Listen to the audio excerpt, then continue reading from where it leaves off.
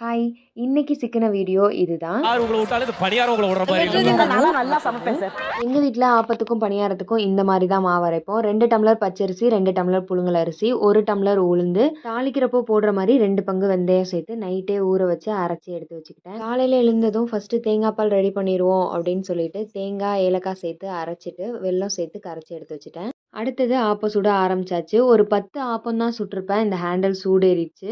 Handle சூடேறினதுக்கப்புறம் ஒவ்வொரு தடவையும் இந்த மாரி துடைக்கும்போது என்னால கையில ஸ்ட்ராங்கா புடிச்சுக்க முடியாததால கையில சூடு பட்டுருச்சு. இதே மாதிரி ஏற்கனவே ஒரு தடவ நடந்திருக்கு.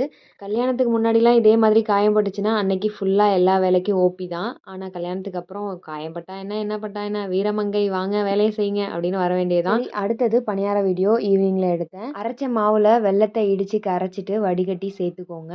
பணியாரம் சுட்டதுக்கு அப்புறமும் கரைச்ச வெல்லத்த மேலாப்புல ஊத்திட்டு, குலுக்கிட்டு சாப்பிட்டோம்னா சூப்பரா இருக்கும். பணியாரம் ஊத்தும்போது கண்டிப்பா நல்லெண்ணெய் ஊத்தி செய்யுங்க. டேஸ்ட்டு நல்லாயிருக்கும். சாப்பிட போறேன். டாட்டா.